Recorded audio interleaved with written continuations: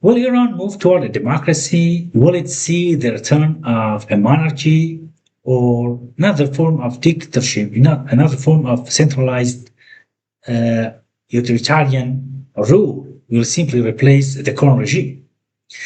But there is another question that may be the most important one of all.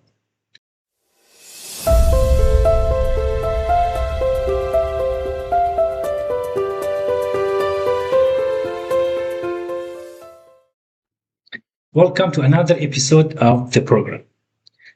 What comes after the Islamic Republic of Iran depends on many factors, including the role of non-Persian nationalities in the future. Will Iran move toward a democracy? Will it see the return of a monarchy or another form of dictatorship, not another form of centralized uh, authoritarian rule will simply replace the current regime? But there is another question that may be the most important one of all. What role will Iran's many nationalities play in shaping Iran's future? Iran is often portrayed as a single nation dominated by Persian identity. However, the reality is far more diverse. Millions of Azerbaijani Turks, Kurds, Arabs, Baluchis, Turkmen, and Lords live across the country. These communities make up almost half of Iran's population, if not more. In many ways, Iran is not a single ethnic state, but rather a mosaic of nationalities, a mosaic of nations, a mosaic of languages, cultures. Since the creation of modern Iranian state in the early 20th century, political power has been highly centralized in Tehran. This is why it's safe to say that no genuine democratic transformation can succeed without the active participation of these nationalities. If their demands for a greater political inclusion and cultural recognition are ignored, Iran could simply exchange one form of dictatorship for another. Many representatives of these nationalities envision a new Iran, a different future for them. They want an Iran where diversity is recognized rather than suppressed, and where all nationalities have a meaningful voice in the country's economic and political affairs. Some advocates for federalism, in which they will have regional self-government.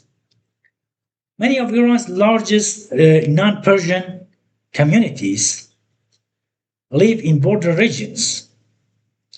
What makes these communities particularly important is not only their demographic size, but also their strategic position within the country.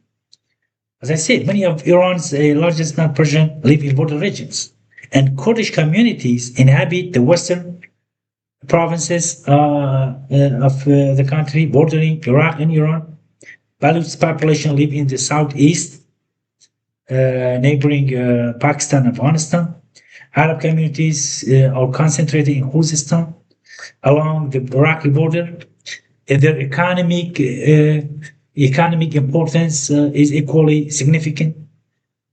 Khuzestan, for example, is the home to a large Arab population and contains some of Iran's most valuable oil and gas resources. Other minority populated regions possess important water resources, agricultural lands, and strategic routes, trade routes. In other words, many of Iran's economic lifeline are located in areas where non-Persian nationalities form a substantial part of the population. The land belongs to them. Another important factor is the existence of cross-border ethnic ties. Iranian Kurds share cultural and linguistic connection with Kurds in Iran. The same culture, the same language, the same background, the same history, and with Kurds in Turkey as well, in Syria as well. Azerbaijan and Turks maintain close cultural links with the Republic of Azerbaijan. Baloch communities have connection across Pakistan and Afghanistan. The relationship these relationships influence regional politics and often make questions of minority rights more than just a kind of domestic issue. They can affect Iran's foreign relations, regional influence, and internal stability. As Iran faces an uncertain future, one thing is becoming increasingly clear. The country's future will not be decided solely in Tehran. It will also be shaped in the Kurdish mountain of the northwest, the Baloch regions of the southeast, and the Turkmen area along the northeast frontiers. Understanding Iran means understanding all of its peoples, and any successful political transformation will likely depend on whether this rich mosaic of nations is treated not as a challenge to overcome, but as a foundation upon which a new Iran can be built. Have a nice day.